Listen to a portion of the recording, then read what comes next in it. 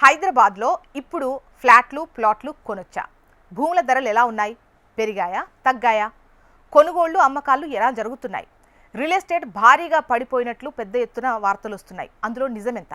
ముఖ్యంగా ఐటీ రంగంలో నెలకొన్నటువంటి సంక్షోభం, అలాగే ఇరాన్ యుద్ధం, అమెరికా వీసా ప్రక్రియలో అడ్డంకులు వంటి కారణాలతో హైదరాబాద్ రియల్ ఎస్టేట్ రంగంపై తీవ్ర ప్రభావం పడింది అని చెప్పొచ్చు. ముఖ్యంగా ఇందులో స్వయం కృతాపరాధం కూడా కొంత ఉండొచ్చు.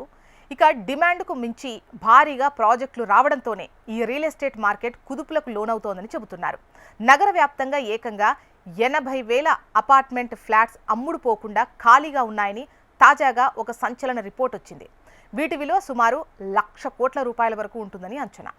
ఈ కారణంగా నిర్మాణ సంస్థలకు చెందిన బిల్డర్లు తీవ్ర ఆర్థిక ఇబ్బందులు ఎదుర్కొంటున్నారు. ముఖ్యంగా అమ్ముడు కాని ఫ్లాట్లన్నీ కూడా మిడిల్ రేంజ్ ఫ్లాట్లే కావడం విశేషం. 5 కోట్ల నుంచి 20 కోట్ల మధ్య పలికే లగ్జరీ ఫ్లాట్స్, విల్లాస్ కొనుగోలు పెరుగుతున్న నేపథ్యంలో ఇటు మిడిల్ రేంజ్ ఫ్లాట్స్ మాత్రం మిగిలిపోవడం ఆశ్చర్యకరంగా ఉందని నిపుణులు చెబుతున్నారు. నైట్ ఫ్రాంక్ సంస్థ రిలీజ్ చేసినటువంటి ఈ రిపోర్ట్లో పలు సంచలన విషయాలు బయటపడ్డాయి.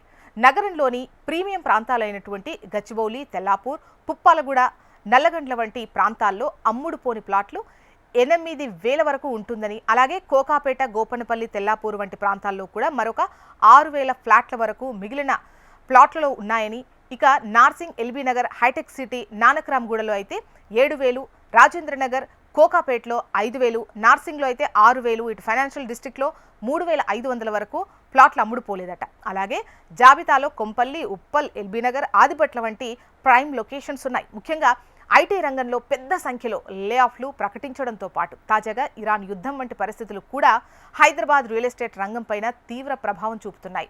జేహెచ్ఎంసీ, హెచ్ఎండిఏ పరిధిలో అనుమతులు పొందిన ప్రాజెక్టులు దాదాపు 800 వరకు ఉంటే వీటిలో మొత్తం 5.3 లక్షల వరకు ప్లాట్లున్నాయి. కాగా వీటిలో 4.5 లక్షల ప్లాట్లు అమ్ముడు పోగా మరొక 80,000 ప్లాట్లు మాత్రం మిగిలిపోయాయి. అయితే అపార్ట్మెంట్ ఫ్లాట్స్ విషయంలో ఈ ప్రక్రియ ఉన్నప్పటికీ భూముల విషయంలో మాత్రం డిమాండ్ భారీగా ఉన్నట్టు చెబుతున్నారు. ఈ లెక్కను చూసినట్టయితే రియల్ ఎస్టేట్ మార్కెట్ స్థిరంగా ఉన్నట్టే చెప్పొచ్చు. ఇక డిమాండ్ కంటే మార్కెట్లోకి ఎక్కువ ప్రాజెక్టులు రావడంతోనే ఈ పరిస్థితి తలెత్తిందని అనుభవం ఉన్న రియల్ ఎస్టేట్ నిపుణులు చెబుతున్నారు.